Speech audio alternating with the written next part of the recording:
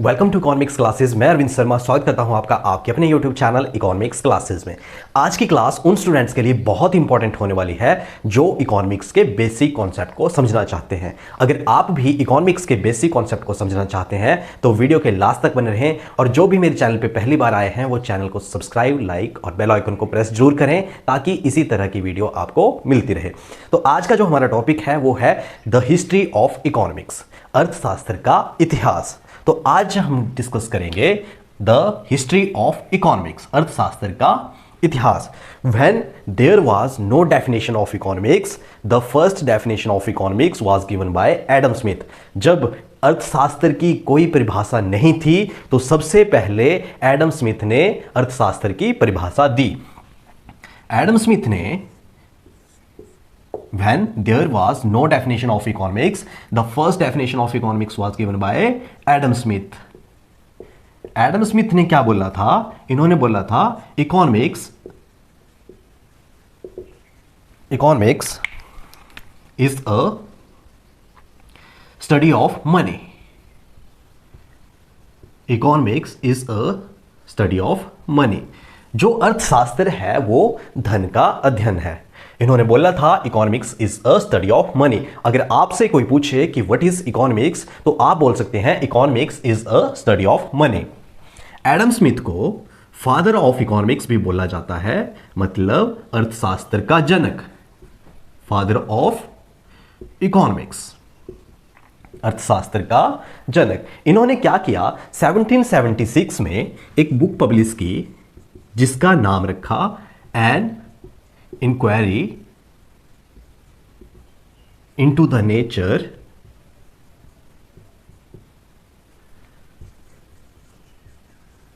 And causes of wealth.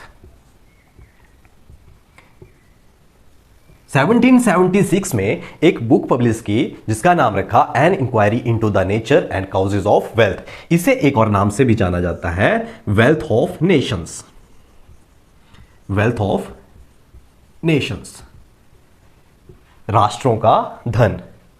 जो इन्होंने ये बुक पब्लिश की थी, ये स्पेशली इन्होंने बुक पब्लिश की थी अपने स्टूडेंट्स के लिए। ये इन्होंने फेमस होने के लिए बुक पब्लिश नहीं की थी, ये स्पेशली इन्होंने अपने स्टूडेंट के लिए पब्लिश की थी the wealth of nation and inquiry into the nature and causes of wealth. अब इसके बाद क्या हुआ, जो ये बुक थी ये बहुत जबरदस्त बुक थी जिसने पूरे वर्ल्ड को एक डायरेक्शन दी। जिसने पूरे वर्ल्ड को एक डायरेक्शन दी। क्या डायरेक्शन दी? ऐसी डायरेक्शन दी कि सारी कंट्रीज को अपनी डेवलपमेंट के लिए काम करना चाहिए, सभी कंट्रीज को अपनी डेवलपमेंट के लिए काम करना चाहिए, हर एक व्यक्ति को काम करना चाहिए, अपने लिए काम करना चाहिए, अपने लिए कमाओ, देश के लिए कमाओ। ये बोला था इन्होंने किसमें? The wealth of nations, wealth of nations in 1776। अब क्या हुआ, इस बुक से तीन लोग बहुत इंस्पायर हुए। इस बुक से तीन लोग बहुत इंस्पायर हुए। वो थे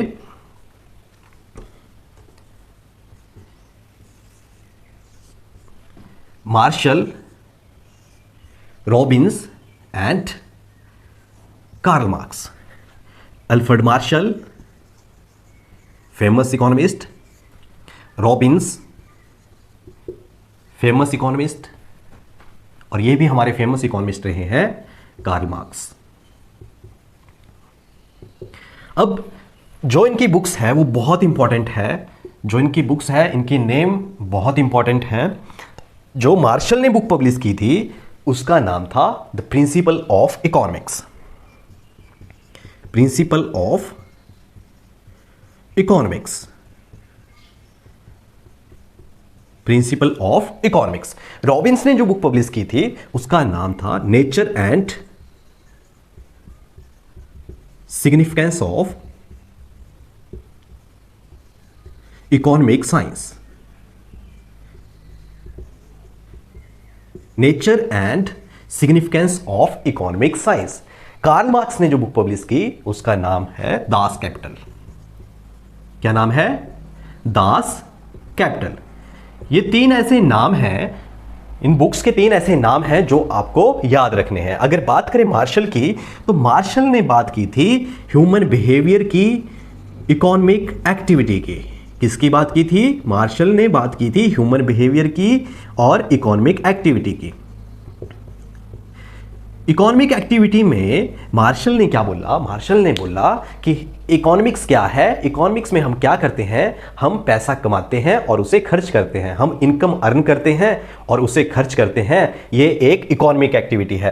ह्यूमन बिहेवियर के बारे में क्या बोला उन्होंने? ह्यूमन बिहेवियर के बारे में बोला कि जो इकोनॉमिक्स है वो डिपेंड करती है ह्यूमन बिहेवियर पे। कैसे?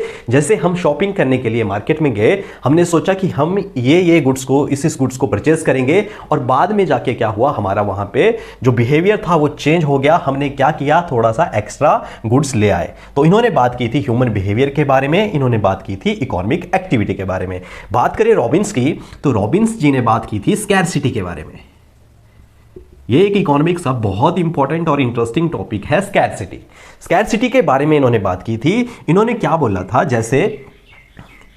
जैसे मानना कि ये कोई व्यक्ति है, इनकी सैलरी है 50,000, इनकी सैलरी है 50,000 पर मंथ।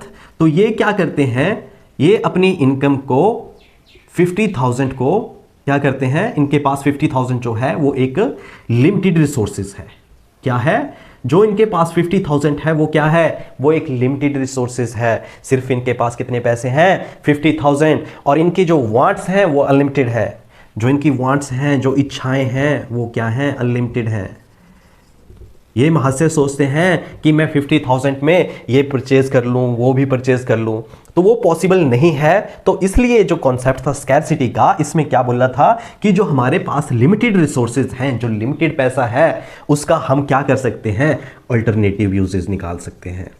उसका हम क्या कर सकते हैं? उसका हम अल्टरनेटिव यूजेस निकाल सकते हैं। जैसे मानना मेरी सैलरी है 50,000 और मेरी वांट्स है कि मैं ये भी परचेज करूं, वो भी परचेज करूं, और जो कि पॉसिबल नहीं है 50,000 में, क्योंकि ये क्या है? एक लिमिटेड रिसोर्सेज है।